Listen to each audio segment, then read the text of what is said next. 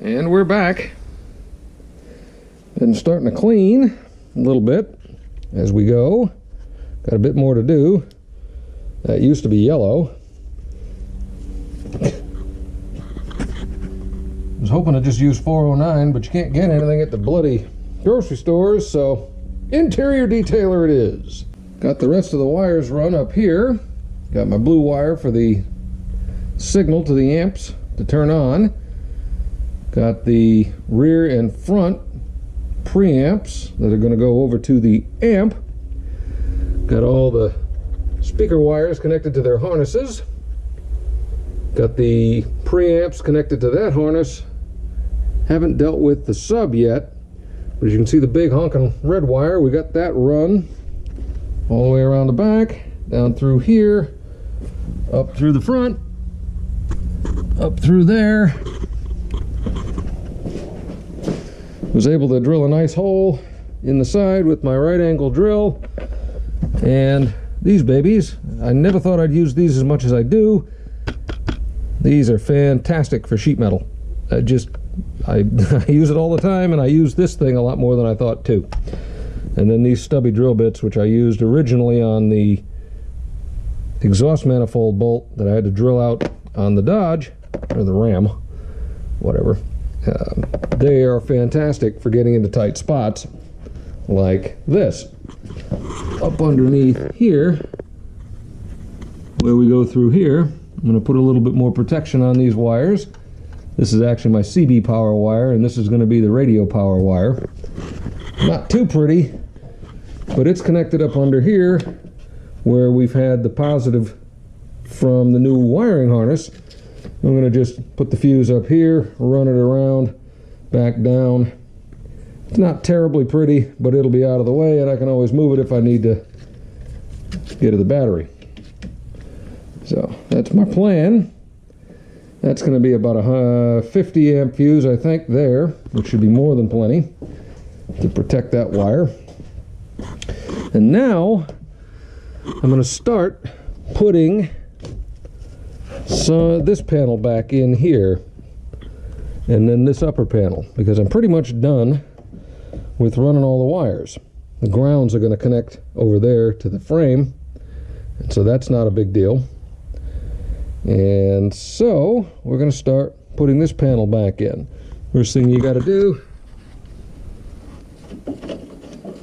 just like the other side, take this guy down, and then we've got 1, 2, 3, 4, 5 of those little pop pins that secure that bottom piece. So I'm going to go grab that and see if we can get that put in.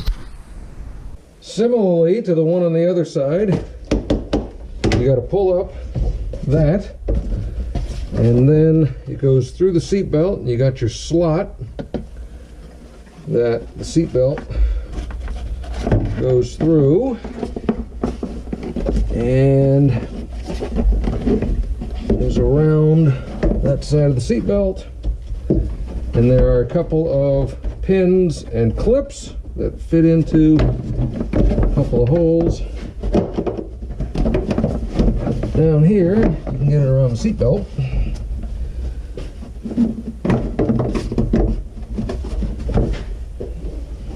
Maybe.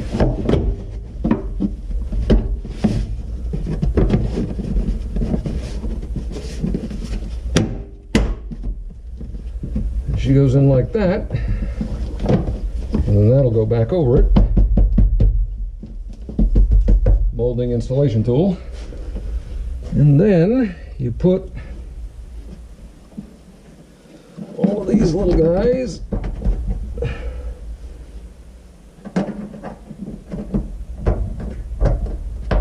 back in, just like on the other side.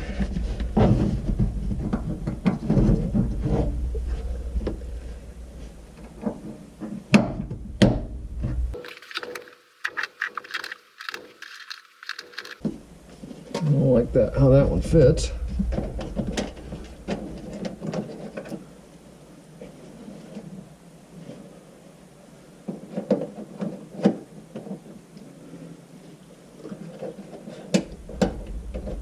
That one's a little loose.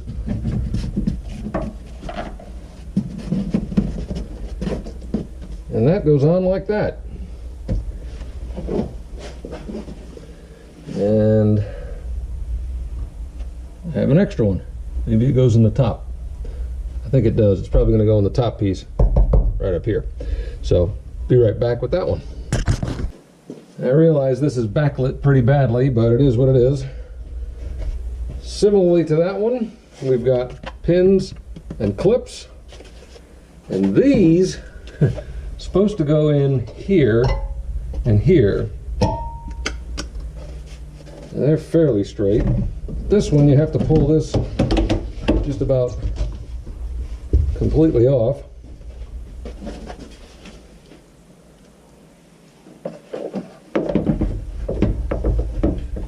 Get the pins in, maybe.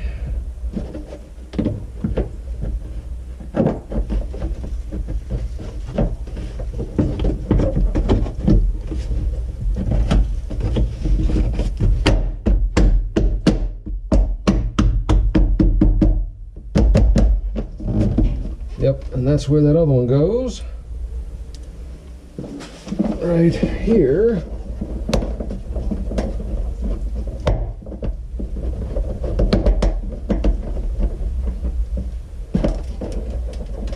Yep. Nothing like fragile plastic. Yeah. Oh well. Yeah, and that one broke. So reach over to our trusty kit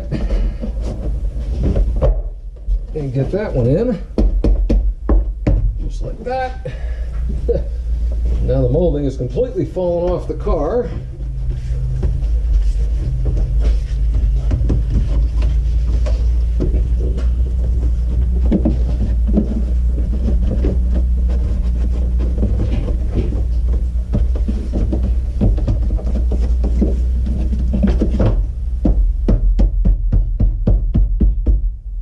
Again, molding installation tool. And then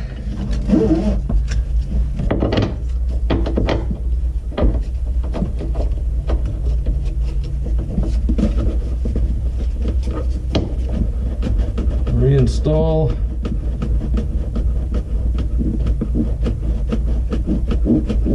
the seatbelt fastener. Being sure not to cross thread it.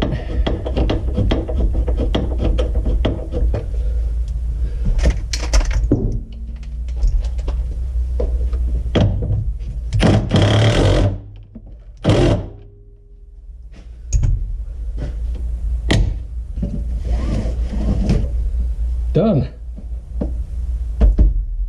Now the side molding is on. So there you go for that piece.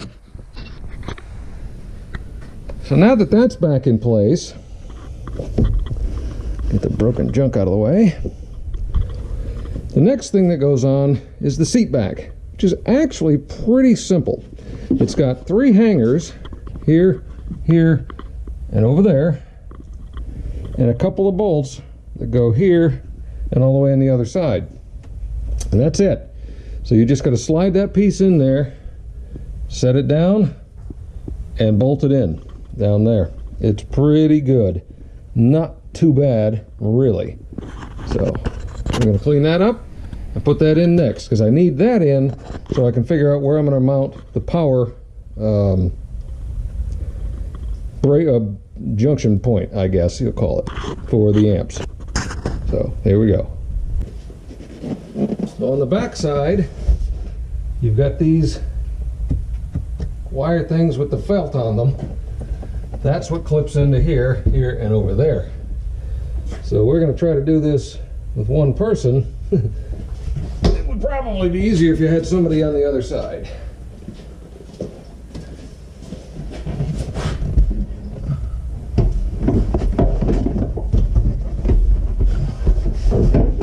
Yep.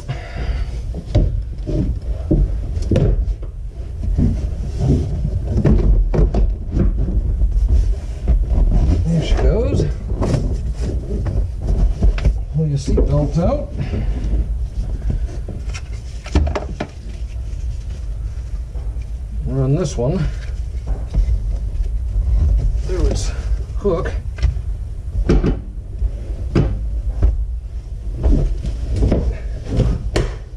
And those little screws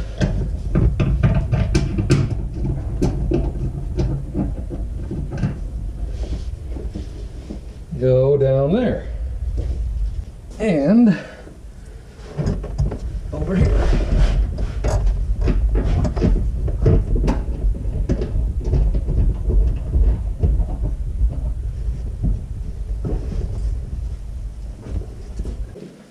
Now, I'm not going to tighten those screws up all the way yet, because now I got to figure out where I want to mount the power block.